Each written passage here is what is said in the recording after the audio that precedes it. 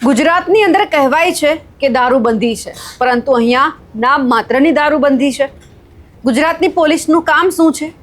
ગુંડા તત્વો સામે એક્શન લેવાનું, જ્યાં દારૂ વેચાઈ રહ્યો છે એમને બંધ કરાવવાનું।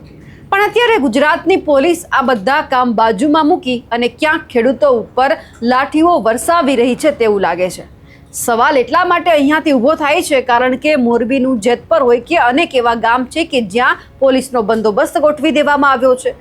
પોલીસ ખેડૂતોની સામે અત્યાચાર કરી રહી છે, તો બીજી બાજુ ક્યાંક જે પોલીસની ખરેખરની કામગીરી છે એ પોલીસ કરતી નથી, એટલે લોકોને કામ કરવું પડે છે। આ વાત અમે કેમ કરી રહ્યા છીએ તેમની વિગતે ચર્ચા કરવી છે। નમસ્કાર, આપ જોઈ રહ્યા છો નિર્ભય ન્યૂઝ અને હું છું આપની સાથે રિદ્ધિ। ગુજરાતની અંદર અનેક એવા વિસ્તાર છે કે જ્યાં હજુ પણ ખુલ્લેઆમ દારૂ વેચાય છે, દારૂની હાટડીઓ ચાલે છે અને તેમ છતાં પોલીસને અનેકવાર રજૂઆત કરવામાં આવે છે ગામના લોકો દ્વારા, પણ પોલીસ છે મૂક બધિર થઈ અને બધું જોયા કરે છે અને કામગીરી કંઈ કરતી નથી। દારૂ વેચાય છે તો વેચાવા દે છે, જે લોકો પી અને ધમાલ મચાવે છે એમને ખાલી પકડીને લઈ જાય છે અને પછી છોડી દે છે। આવી અનેક કાર્યવાહી આપણે જોઈ છે। પણ હવે અહીંયાથી એક સવાલ એ થયો કે જે મોરબીનું હળવદ છે, ક્યાંક ગામ લોકોએ અનેકવાર એવું કીધું છે કે અમારા ગામની અંદર દેશી દારૂની હાટડીઓ ચાલે છે, ખુલ્લેઆમ દારૂ વેચાય છે, પણ પોલીસ કામગીરી નથી કરતી।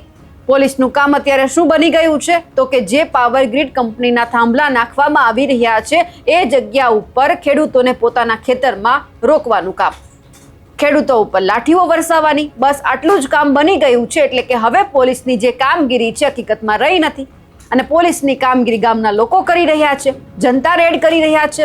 લગભગ 30 જેટલા ઘર એવા છે કે જ્યાં જનતા રેડ કરવામાં આવી છે અને જનતા રેડની સાથે સાથે જે દેશી દારૂની હાટડીઓ છે તે પણ ઝડપી પાડવામાં આવી છે। હળવદના કડિયાણા ગામે સરપંચ અને ગ્રામજનોની ગેરકાનૂની પ્રવૃત્તિ સામે હવે ધીરજ ખૂટતા જાતે જ કાર્યવાહી કરી દીધી છે। દારૂના દૂષણ સામે લાલાક કરવામાં આવી છે। ગામની સીમમાં આવેલી એક વસાહત છે કે જ્યાં દેશી દારૂના અડ્ડાઓ ચાલતા હતા, એટલે ગામના સરપંચ સહિત અંદાજે 400 જેટલા લોકોએ ત્યાં ભેગા થઈને જનતા રેડ કરી। આ જનતા રેડમાં જુદા જુદા 3 જેટલા ઘરોમાંથી દેશી દારૂનો જે જથ્થો છે અને સાથે સાથે દેશી દારૂ બનાવવાનો આથો પણ મળી આવ્યો। જમીનમાં દાટીને કેરબામાં રાખવામાં આવેલો અંદાજે 1000 લીટર જેટલો આથો અને દેશી દારૂની કોથળીઓ ગ્રામજનોએ ઝડપી પાડી તેનો નાશ પણ કર્યો। 30 જેટલા ઘરો છે એમાં પણ સઘન તપાસ કરવામાં આવી અને ત્યાંથી પણ જે દારૂનો વ્યવસાય કરી રહ્યા છે તેમની સામે પણ આ તમામ લોકોએ હવે બાણું ચડાવી છે।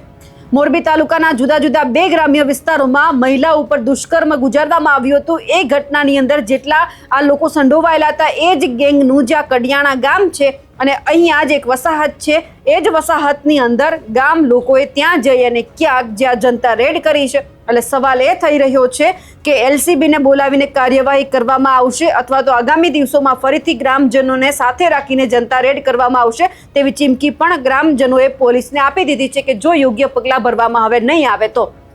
સવાલ એ છે કે ગામના લોકો એવું કહી રહ્યા છે કે અવારનવાર અમે અનેકવાર પોલીસને રજૂઆત કરી છે, તેમ છતાં પોલીસે કામગીરી નથી કરતી। એટલે સવાલ એ છે કે પોલીસની મીઠી નજર હેઠળ આ બધું થઈ રહ્યું છે, પોલીસનો આમાં હાથ છે એટલા માટે અહીંયા કોઈ કાર્યવાહી નથી થતી, કારણ કે હદ ત્યારે થઈ કે જ્યારે ગામના લોકોને ખબર હોય, અનેકવાર પોલીસને રજૂઆત કરવામાં આવી હોય અને પોલીસ જો ધ્યાન ન આપે તો પછી પોલીસની કામગીરી શું છે।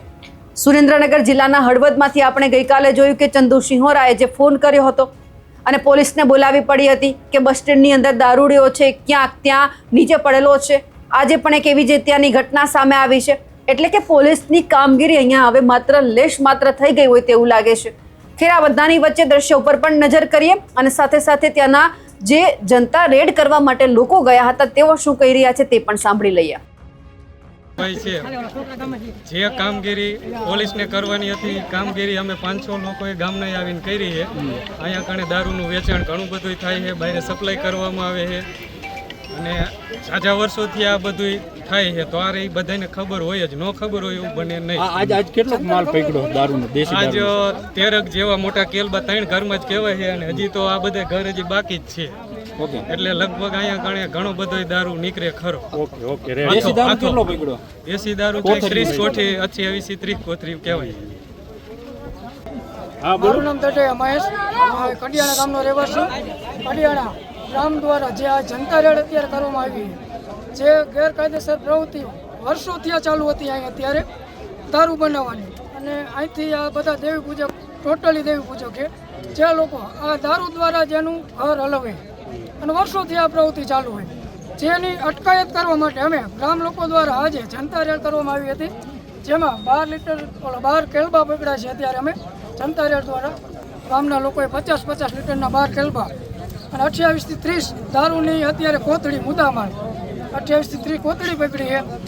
આ વસ્તુ ગ્રામ લોકો દ્વારા અત્યારે જ્યારે જનતા રેડ દ્વારા આટલી હાથમાં આવી છે, એ સિવાયના ઘણા બધા ઘર એવા છે કે અહીં દારૂ બનાવે, ટોટલી દારૂ જ બનાવે, પણ ત્યાં અત્યારે રેડ કરવામાં આવી નહીં. જો ત્યાંની છાનબીન થાય તો ત્યાં પણ હજારો લીટરમાં મુદ્દામાલ મળે ખરો. ખરેખર પોલીસને દારૂની રેડ કરવાની હોય. આજે તમે ગ્રામજનો કહો પોલીસ શું કરે વગેરે શું તમારી માંગ? પોલીસ દ્વારા કંઈ ધ્યાન દોરવામાં અહીંયા આવ્યું નથી, જેથી કરી અમે ગ્રામ લોકો દ્વારા અહીંયા જનતા રેડ કરવામાં આવી. પોલીસે કંઈ ધ્યાન અહીં પડ્યું નથી. અમારા ગામના બધા અગ્રણીઓ દ્વારા અહીં જનતા રેડ પાડવામાં અત્યારે આવી. કડિયાણા ગામે આજે જનતા રેડ કરવામાં આવે છે કે આ વર્ષોથી આ દારૂનું ઉતારવાનું કામ ચાલુ છે, બરાબર. પછી ત્યાર પછી આ ઘણી વખતે ખરાબ પ્રવૃત્તિઓ આ લોકો કરવા માંડ્યા છે. બીજા નંબરમાં કે દારૂ ઉપર જ આ લોકોનું જીવન છે, બરાબર. તો ત્યાર પછી અત્યારે આ લોકોએ હમણાં 2 ખરાબ પ્રવૃત્તિના 2 કેસ થયા છે, બરાબર. એમાંથી અમારા ગામના 4, એક સગીરમાં છે, 3 મોટા છે અને એક માથકનો આયા રહેણાંક છે એનું.